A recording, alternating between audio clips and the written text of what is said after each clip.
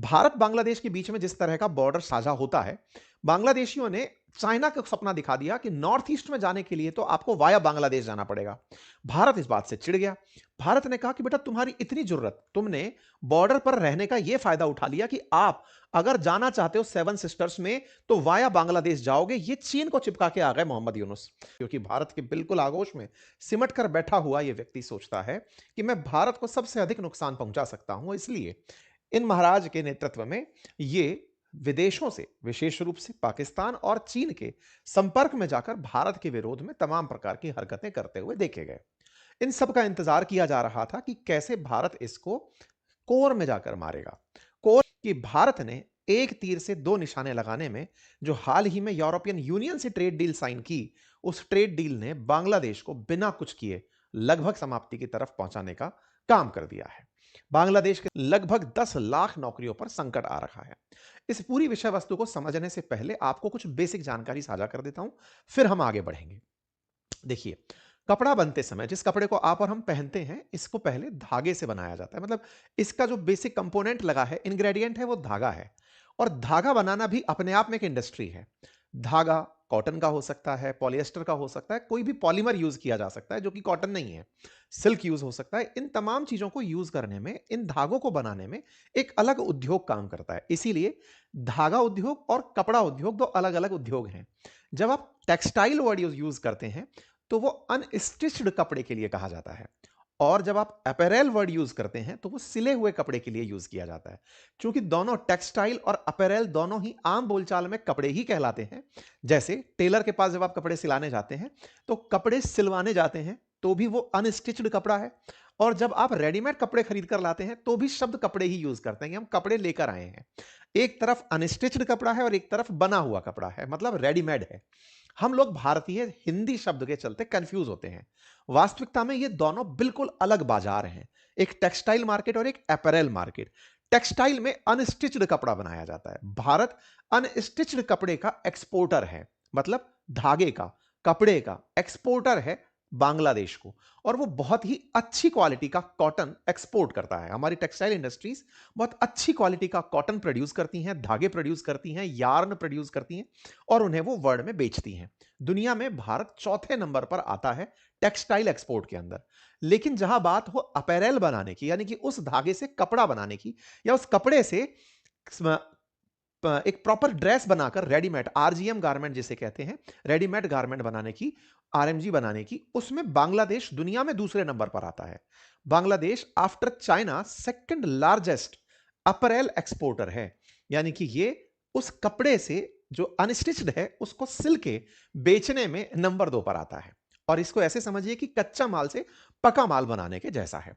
भारत और बांग्लादेश में लंबे समय से, क्योंकि भारत बांग्लादेश को पाल पोसकर बड़ा बड़ा करता आया है, हम चाहते तो हम भी अपैरेल सेक्टर को अपने यहां डेवलप करते। लेकिन भारत ने हमेशा टेक्सटाइल पर ध्यान दिया। बांग्लादेश डेवलप होता चला गया। उसने दुनिया भर से ट्रेड डील्स करके अपने यहां पर अपने कपड़ों को बेचने के लिए सुविधाएं मांगी, और कपड़ा वहां पर भारत से भी जो गया उसे भी बिल्कुल ड्यूटी फ्री रखा, ताकि भारत ये कपड़ा वहां पर बहुत सस्ते में उन उद्योग धंधों को मिले जो उसे सिलकर आगे बेचना चाहते हैं। मतलब भारतीय धागा बांग्लादेश में बांग्लादेशियों को भारतीय कीमतों पर ही मिलता है, फिर उसे सिलकर के वो आगे बेच देते हैं। लेकिन हां, इसके लिए इन्होंने कुछ स्टॉक्स बनाए होते हैं। जैसे भारत के अंदर स्पेशल इकोनॉमिक जोन होता है, जिसमें अगर आप कोई भी एक्टिविटी करते हैं तो उस पर टैक्स में राहत दी जाती है, सस्ती दरों पर बिजली दी जाती है, और आपके उस माल को केवल एक्सपोर्ट करना होता है तो टैक्स भी नहीं लगता है। लेकिन अगर आप देश में ही बेचते हैं तो टैक्स लगता है। ऐसे ही बांग्लादेश ने अपनी टेक्सटाइल इंडस्ट्री को और जो अपैरेल इंडस्ट्री है उसको यह सुविधा दी हुई है कि वो भारतीय धागे से अगर कपड़ा बनाकर एक्सपोर्ट करेगी तो देश में कोई इंपोर्ट ड्यूटी नहीं लगेगी। इसीलिए वहां पर भर भर करके भारतीय टेक्सटाइल को परचेज करके रखा जाता है, और उसे इस तरह की बड़ी बड़ी फैक्ट्रियों में सिले हुए कपड़ों में बदला जाता है। यही कारण है कि बांग्लादेश दुनिया में कपड़े का सेकंड लार्जेस्ट एक्सपोर्टर बनकर बैठा हुआ है। ग्लोबल कपड़ा एक्सपोर्ट में इसकी परसेंटेज 10% है। यह दुनिया के टॉप 10 टेक्सटाइल और अपैरेल एक्सपोर्टिंग कंट्रीज के आंकड़े हैं। चाइना नंबर 1, बांग्लादेश नंबर 2 पर खड़ा हुआ है। वहीं पर अपैरेल सेक्टर में भी बांग्लादेश नंबर 2 पर खड़ा हुआ है। दोनों ही जगह टेक्सटाइल और अपैरेल में बांग्लादेश नंबर 2 पर है। चूंकि भारतीय कपड़े की या भारतीय टेक्सटाइल की डिमांड यूरोप में बहुत होती है, तो भारतीय अनस्टिच्ड कपड़ा वाया बांग्लादेश यूरोप में पहुंचता रहा है। आज जब मैं आपको खबर बोल रहा हूं कि भारत ने ईयू के साथ ट्रेड डील की है, तो भारत को अब 0% इंपोर्ट ड्यूटी पर अपना कपड़ा यूरोपियन यूनियन में, जो कि लगभग $250 बिलियन का बाजार है, उसमें सीधा बेचने का मौका मिलेगा।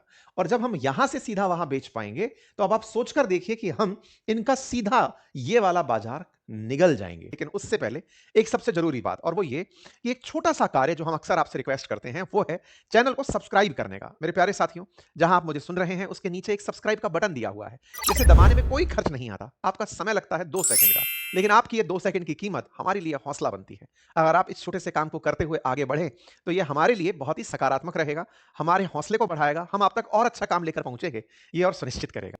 भारत एक्सपोर्ट में अब बांग्लादेश को अपने ऊपर नहीं देखेगा। आने वाले 2030 तक भारत की पोजीशन यहां पर होगी और फिर चाइना से हमारा कंपटीशन होगा, क्योंकि हमने जो mother of all trade deal की है, उसमें हम इसी वाले इंपोर्ट ड्यूटी को यूरोपियन यूनियन से हटवाने में कामयाब हो गए हैं।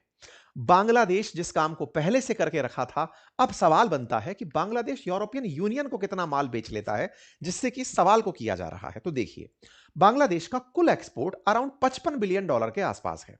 उसमें से 40 बिलियन, अब ध्यान से सुनिएगा, कुल एक्सपोर्ट $55 बिलियन का मतलब है बांग्लादेश की कुल जीडीपी में से, केवल कपड़ा नहीं, सब मिला करके, सब में ये जूट भी बेचते होंगे, कुछ चावल भी बेचते होंगे, कुछ फल फूल भी बेचते होंगे, सब मिला करके 55 बिलियन के आसपास ये एक्सपोर्ट करते हैं, $55 बिलियन का। उसमें से लगभग $38 बिलियन ये केवल कपड़ा बेचते हैं। इसका मतलब 80 से 85% जो हिस्सा है इनके एक्सपोर्ट का, वो कपड़े पर केंद्रित है। और जब ये कपड़ा बेचते हैं, वो कपड़ा ये मेजरली एक्सपोर्ट करते हैं यूरोपियन यूनियन को। $38 बिलियन में से $19.37 बिलियन का यूरोपियन यूनियन को 2024 में एक्सपोर्ट है। इस यूरोपियन यूनियन में इनकी ड्यूटी फ्री एंट्री थी, क्योंकि ट्रेड डील कर रखी थी। भारत को अब मिल रही है, यानी भारत सीधा सीधा इस बाजार को कॉम्पीट करेगा। अब तक क्या होता था, इस अपैरल इंडस्ट्री के लिए हम टेक्सटाइल भेजते थे बांग्लादेश, बांग्लादेश अपैरल में बदलकर उसे वहां बेच देता था। धंधा बांग्लादेश बनाता था भारत से व्यापार का और वहां पर व्यापार का, ठीक है। भारत इसी कारण से, अगर आप बिल उठाकर देखेंगे भारत बांग्लादेश के, तो भारत बांग्लादेश को एक्सपोर्ट करता है और पैसे कमाता है।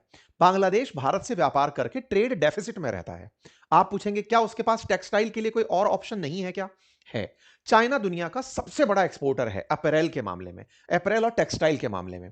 चाइना बांग्लादेश को भी बेच सकता है और बेचता भी है, लेकिन वर्ल्ड में कॉटन की जो डिमांड है वो भारतीय कॉटन की डिमांड है। आपको शायद याद हो कि जब यूरोपियंस भारत आए थे, तब भी वो भारतीय सूती कपड़े को पहनकर गौरवान्वित महसूस करते थे। कहते थे कि यूरोप में यूरोपियंस जब इंडिया पर राज करने आए थे, उपनिवेश बनाने आए थे, उससे पहले उनके ड्रीम में था कि भारत का कपड़ा अगर हम पहन पाए, मतलब भारत क्योंकि सिल्क रूट के थ्रू कॉटन डिलीवर करता था यूरोप में, तो ऐसे में उनके लिए बड़ी अमीरी की बात होती थी कि हमने इंडियन कॉटन पहना हुआ है। तो वो इंडियन कॉटन आज भी यूरोपियंस को चाहिए। और अब आप सोचकर देखिए कि कैसा रास्ता अपन लोगों ने ओपन कर लिया है। अच्छा, अब जिस बांग्लादेश का 84% विदेशी मुद्रा का भंडार यही हो, यानी कि जब एक्सपोर्ट से धन आता है और धन में केवल कपड़ा है, तो सोचिए कितना बड़ा क्षेत्र है और उसको आप कंपटीशन देने जा रहे हैं। 84% विदेशी मुद्रा, 50 लाख रोजगारों के लिए, और विशेष रूप से बांग्लादेश का यह सेक्टर महिला केंद्रित है, जो लगभग 1.5 करोड़ लोगों को रोजगार देता है। इसमें अधिकांश महिला भागीदारी करती हैं। इंटरेस्टिंग समझिए, हमारे धागे और अनस्टिच्ड कपड़े से बांग्लादेश में बड़ी बड़ी ब्रांड्स जैसे टॉमी हिलफिगर, कैल्विन क्लेन जैसे जो ब्रांड्स हैं, ये काम करते हैं। बांग्लादेश के अंदर ही कपड़े सिल करके टॉमी हिलफिगर, कैल्विन क्लेन और राल्फ लॉरेन जैसे जो अमेरिकी ब्रांड हैं, ये यहां से सिलकर अमेरिका बिकने जाते हैं। इसके अलावा स्वीडन का H&M है, इटली का जियो जॉर्जिया अरमानी है, जर्मनी का ह्यूगो बॉस एंड प्यूमा है, स्पेन की जारा है। ये सब ब्रांड यहां बन करके वहां बिकने जाते हैं, यानी सिलवाते सब यहां है, ब्रांडिंग यहां पर होती है और बिकते उन बाजारों में है, क्योंकि उनने भी इस काम को आउटसोर्स किया हुआ है सस्ती लेबर के चलते, सस्ते कच्चे माल के चलते, क्योंकि कच्चा माल तो हमारे उद्योग धंधों में बन ही रहा है। तो एक प्रकार से इन लोगों ने केवल ब्रांडिंग से पैसा कमाया हुआ है। देखिए, असली पैसा कमा करके तो ये लोग बैठे हैं, कौन से? जिन्होंने जारा जैसा ब्रांड खड़ा कर लिया, बिलियंस में जिनकी ब्रांड वैल्यू है, अरमानी जैसा ब्रांड, इटली H&M जैसा ब्रांड, ये तमाम ब्रांड्स मिलियंस में, बिलियंस में इनकी वैल्यू है। ये लोग खेलते हैं ब्रांडिंग पे, कच्चा माल बनाकर खुश हैं आप और हम, और उसमें फिलहाल चल रही है लड़ाई। ये एक अलग इशू है, कभी इस पर अलग चर्चा होगी, बातें बाजार की पर करेंगे। खैर, फिलहाल के लिए शेख हसीना की सत्ता जब से हटी है और ये इकोनॉमिस्ट मोहम्मद यूनुस जब से आए हैं, ये समेट ही नहीं पा रहे हैं कि इनकी जो सबसे बड़ी ताकत थी, वो लगातार खस्ता हाल होती जा रही है। बांग्लादेश के 80 से 80% तक का जो निर्यात है, जिस पर 11% बांग्लादेश की कुल जीडीपी डिपेंड करती है, उस पर अब भारत ने छेद कर दिया है। और ऐसा नहीं है कि इस डील से छेद हुआ है, इससे पहले हम खेल खेल चुके हैं। अब आपके दिमाग में शुरुआत में आई हुई लाइन चमक रही होगी फिर से कि सर उसमें तो यह था कि 1 फरवरी तक अगर भारत से कच्चा धागा इंपोर्ट बंद नहीं किया तो हम हड़ताल कर देंगे। वो क्या कहानी है? असल में बांग्लादेश में भी टेक्सटाइल इंडस्ट्रीज हैं। ऐसा नहीं है कि बांग्लादेश के अंदर अपैरेल ही है, टेक्सटाइल उनके यहां भी है। होता यह है कि उनका टेक्सटाइल उनकी अपैरेल इंडस्ट्री नहीं खरीदती। ऐसे में टेक्सटाइल वाले धमकी दे रहे हैं कि भारत का टेक्सटाइल ऑलरेडी इतने सस्ते मालों पर उपलब्ध है और भारत विरोधी माहौल चल ही रहा है, तो क्यों ना लगे में लगा भारतीय कपड़े को बैन करवा दें। और कच्चा धागा जैसे ही भारतीय आना बंद होगा तो उनका टेक्सटाइल का धागा बिकना शुरू होगा और वो बिकेगा उनके ही अपैरल इंडस्ट्री को। वो समझदारी करके अपने यहां पर 12,000 करोड़ का जो विदेशी कर्ज उनके ऊपर आ गया भारत के चलते, उसको बाईपास करने के लिए माहौल सरकार पर दबाव का बना रहे हैं। लेकिन मूर्खता इस बात में है कि यह बात उन्हें भी समझ में हो कि यूरोप वालों को इंडियन कॉटन चाहिए और इंडियन कॉटन अगर बांग्लादेश की जगह भारत से ही सिलकर जाने लगा तो उन्हें $18 बिलियन का सीधा नुकसान होगा। लेकिन राजनीति, सस्ता तरीका, जिसमें वो ये भावना घुसा देंगे कि देखो बांग्लादेश ने भारत से सस्ता धागा खरीदना बंद कर दिया, अब उसको अपने धागे के दम पर आत्मनिर्भर बनना है। यह तरीका भले ही हो, लेकिन भारत ने 0% टैरिफ पर यूरोप में जो अब एंट्री ले ली है, वो सीधा उसे कंपीट करेगी। लेकिन अब सवाल है, इससे पहले कि भारत ने ईयू के साथ डील नहीं की थी, उससे पहले भी इनका कपड़ा उद्योग तो संकट में आ गया था। वो कैसे? उसकी कहानी क्या थी? देखो, अनरेस्ट था बांग्लादेश में, सबको पता था।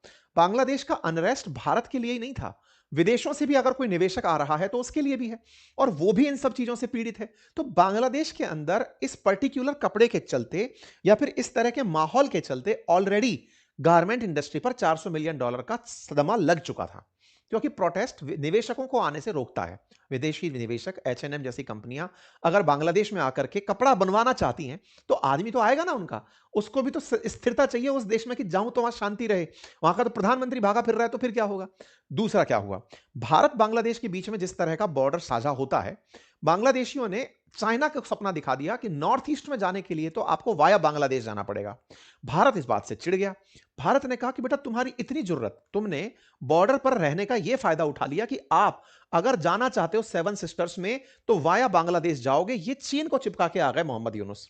भारत ने कहा सुनो बेटा, ज्यादा दूर मत जाओ, तुम्हें अगर नेपाल को और भूटान को सामान बेचना है तो तुम्हें भारत के लैंड बॉर्डर्स से, लैंड बॉर्डर्स में क्या है कि हम लोगों ने लैंड पे ही कुछ लैंड पोर्ट्स बनाए हुए हैं, लैंड पोर्ट्स बनाए हुए हैं जहां पर व्यापार करके सीधा ट्रक को यहां से भरा और भर के नेपाल बेच दिया, भूटान बेच दिया।